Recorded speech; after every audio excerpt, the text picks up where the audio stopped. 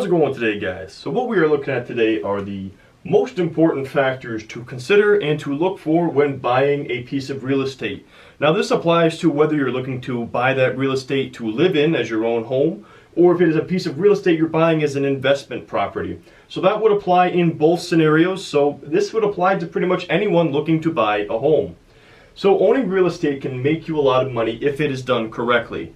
And what I mean by that is you need to be very picky about what it is that you invest in. You need to have criteria, and that criteria needs to be this or nothing. So maybe if you have 10 things on your list of criteria and 9 of them are there but 1 isn't, you have to say no deal, because these are things that cannot be negotiated. This would be whatever your absolute criteria is of these are the things that this property has to have, and if it doesn't, then I'm not buying it. So you need to understand what your own criteria is, and it all depends on you as the investor. So I can't say what that would be for everyone, but you have to figure out what your criteria is when investing. So these are the main factors to consider when looking at a potential investment property. And the most important thing with any investment, but real estate too, is you need an emotionless, unbiased, and repeatable approach to real estate investing. Yeah, if you just closed your eyes and threw a dart at a board and whatever it landed on, you bought a house in that area, maybe you'd get lucky once, maybe you'd get lucky twice. But is that repeatable? Luck is not repeatable. That is why anybody who invests based on luck or based on their emotions or with any kind of biased strategy, you need to be emotionless and you need a unbiased, repeatable approach to have repeatable results. Otherwise, you may have good days, good investments, and other days have bad investments. So you need to have a strategy in place. And one other thing to consider too, which is very important, is if you are managing the property yourself, don't buy something too far away. You don't want to be driving half an hour to make repairs on the property or mow the lawn or shovel the snow or change light bulbs, whatever it is that you may have to do. If you buy a house right down the street from you, it won't be as much of an inconvenience to take care of these things. But anyways, here are the factors, and I actually have, let me see here, I have 10 total. So this is going to be the first 5 right here. We'll do the next 5 when I change the board. But the first factor to consider is the actual neighborhood the property is located in. So what is the appreciation potential of that neighborhood? The neighborhood influences the types of tenants you attract as well as the frequency of vacancies. And 2 examples of that would be is if you're in a neighborhood surrounding a big college or university, university rentals may have frequent summer vacancies when people are away or if they graduate and then new students come in. So maybe you're lucky you have somebody there for 2 years or 4 years while they're in school there, but once they graduate you're going to have that turnover and you're going to have to rent out to a new tenant.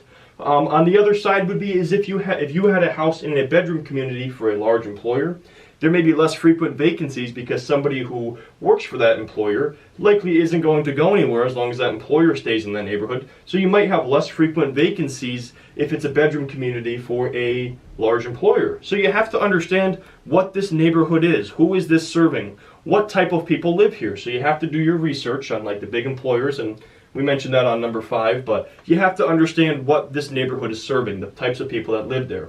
Number 2, this is a big one, and this ultimately can decide whether you have cash flow from that property, whether you're breaking even and just paying down your mortgage, or if you're taking a loss on that property because you made a bad investment. Now this is more real estate investing, not so much buying a house for yourself, but you also need to consider your taxes when buying a house for yourself as well. But if you're investing in real estate and you're looking for a positive cash flow from that investment, taxes, this is a huge thing to consider.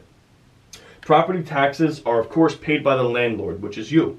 Property taxes differ from location to location and they differ significantly. There's a significant difference in taxes depending on what area you look in.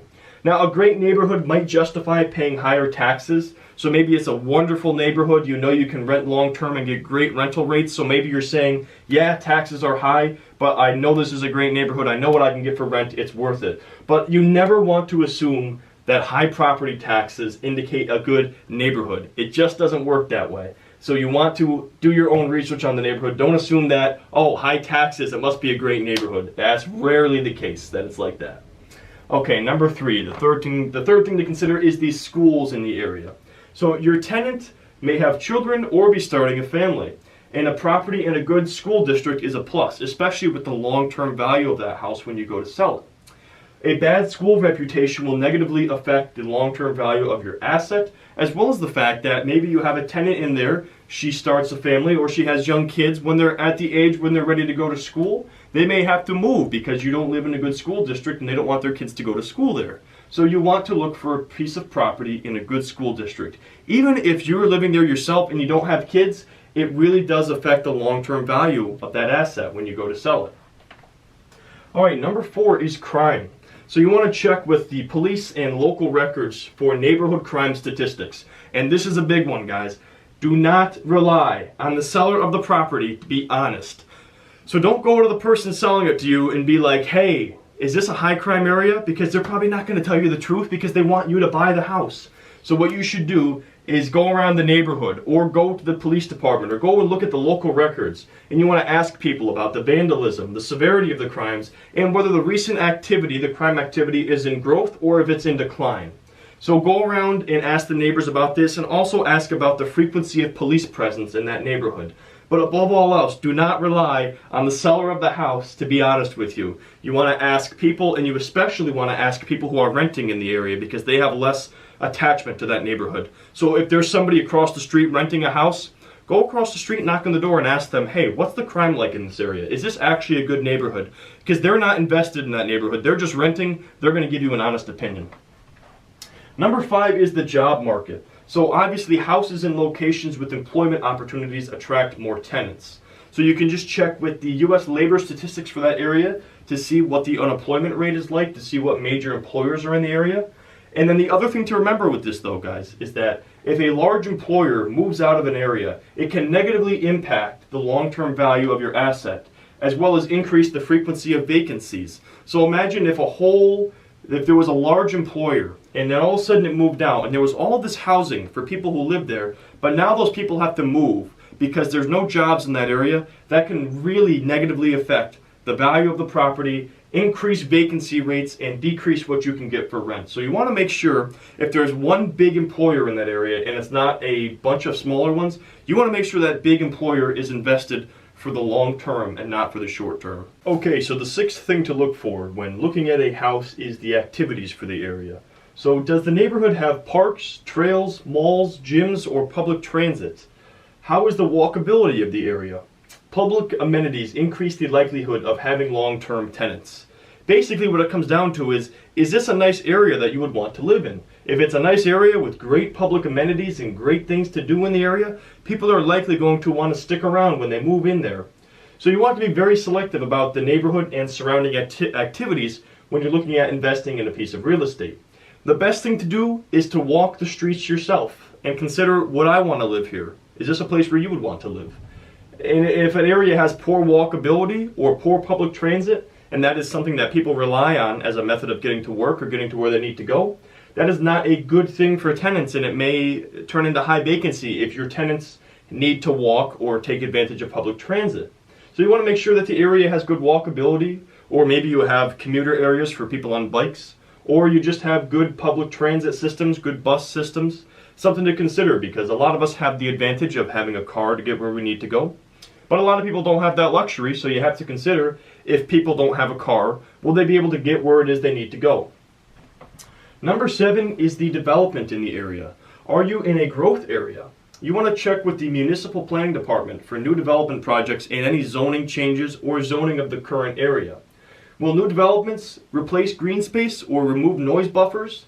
Will new housing developments create competition for you if you're renting? These are things you need to consider.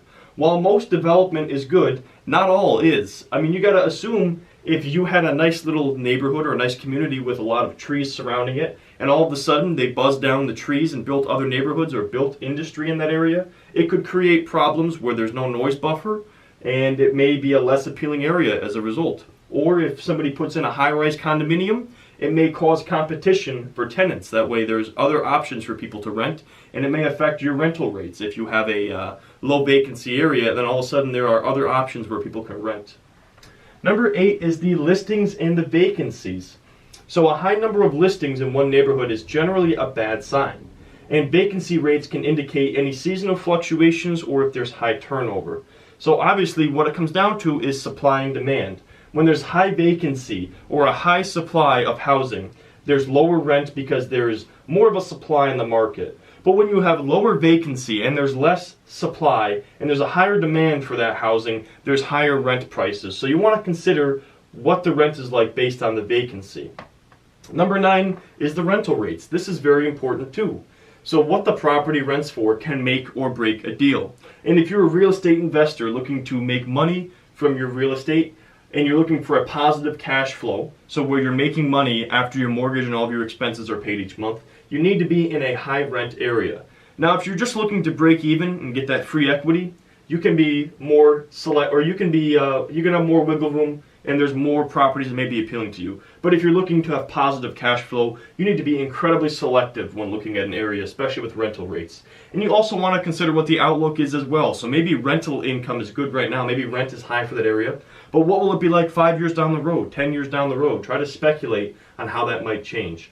And the 10th thing is very important too, natural disasters, because as the owner of the property, you are responsible for paying insurance on the property. And another thing to mention, guys, is that flood insurance is completely separate from homeowners insurance. So if you're in a flood zone, you're probably going to have flood insurance as well, which is an additional cost that is generally not associated with some properties, especially if you're not in a flood zone. So if you're in a flood area, like for example, the house I live in now, I still live with my parents, but we are in a flood area. We've had floods before, so we have to carry flood insurance on this property. It's separate from our homeowners insurance. So you want to consider if you're in an area that has a lot of earthquakes, a lot of natural disasters, because that will affect your premiums on your homeowner's insurance, which is something that's going to come out that you're paying for, and that can affect whether you have a positive cash flow, or you're breaking even, or you're losing money on that property. So you really want to pay attention to natural disasters and how it might impact what you have to pay for insurance on that property. But anyways, guys, that's pretty much all I got for this video. If you guys enjoyed it, please take a second and drop a like on this video. And if you have any comments for me as far as feedback on this video, or if you have any ideas for future videos, topics for maybe related to investing in real estate or anything I cover on this channel, feel free to drop me a comment about that as well. And if you guys enjoyed the video, I would really appreciate it if you hit subscribe to be notified of all future uploads. And as always, I thank you guys for watching this video.